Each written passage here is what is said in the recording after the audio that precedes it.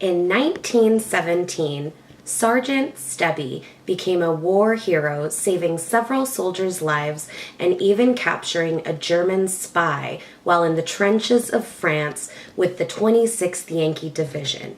Sergeant Stubby was an American Pit Bull Terrier. A breed that was once relished as an American hero has now become feared by many, with uncalled for legislation banning the breed from communities. Breed-specific legislation is defined by the National Canine Research Council as a law or ordinance that prohibits or restricts the keeping of dogs of specific breeds, presumed to be specific breeds, mixes of specific breeds, and or dogs presumed to be mixes of one or more of those breeds. In some instances, certain breeds have actually become banned. Breed-specific legislation, or BSL, that is imposed on pit bulls is unjust and unnecessarily demonizing. Breed-specific legislation is shown to be unwarranted through exploration of the breed's history, modern-day uses, and statistical analysis. Through evaluation of the Pit Bull Terrier's history, it becomes clear that BSL is unnecessarily attached to the breed. As discussed by the American Pit Bull Registry, the Pit Bull has lineage that can be traced all the way back to that of the Romans, and by the 1800s, the dog that we recognize today as an American Pit Bull emerged.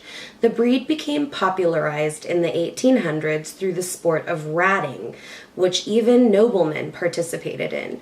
Ratting involved placing a number of rats in a literal pit for a specified period of time with the dog. This, in fact, is where the pit in the American Pit Bull Terrier name comes from. These dogs were brought to the United States in the latter 1800s and soon became the most popular dog around. BadRap.org, an organization that is helping spread breed awareness, states that the pit bull was also a favorite dog among politicians, scholars, and celebrities. Helen Keller, Theodore Roosevelt, and the Our Gang Little Rascals all had pit bulls. It is crazy to think that the American Pit Bull Terrier has become so feared in our communities when you consider the modern day uses of the breed. The American Pit Bull Registry has said dog-on-dog fighting has never been the true and full purpose of the breed as a whole, and those who continue to make claims only pervert history and taint the true nature and beauty of the American Pit Bull Terrier. BadRap.org says that American Pit Bull Terriers excel in dog sports, search and rescue work, drug and bomb detection work, and as therapy dogs. These traits are clearly exhibited in a recent story from the Huffington Post about a shelter dog named Libby. Libby the Pit Bull in 2011 was the only one of her litter that was not euthanized by a Texas animal shelter. Luckily, she was picked up by the head of a rescue group, Operation Pets Alive.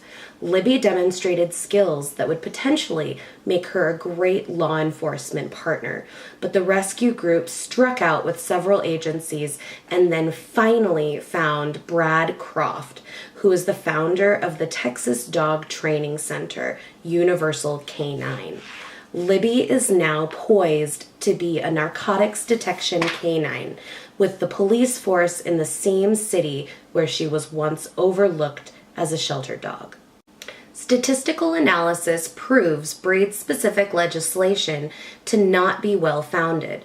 As told by alternate.org, according to the American Veterinary Medicine Association, controlled studies have not identified this breed group as disproportionately dangerous.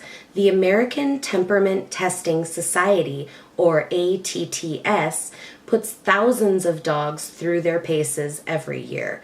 Pit bulls showed an above-average temperament, with 86% making the grade. Pit bulls are the second most tolerant breed tested by the ATTS, after only golden retrievers. It has also been shown from analysis of medical records that German Shepherd dogs were 5 times more likely to cause bite trauma than pit bulls. Other statistics are generally misleading, showing pit bulls as a category of sorts, lumping in many different types of dogs that just happen to look characteristic of an American pit bull terrier. This generalization drastically skews the statistics that we come in contact with researching the breed. Stories such as the brave pit bull Sergeant Stubby that dates back almost a century to current stories such as that of the rescue dog Libby's helped shed light on the positive roles this breed can play in our society. Breed-specific legislation can affect anyone and is generally unfounded. You will care when your beloved pet is taken away for no other reason than they look to be of a supposed dangerous breed.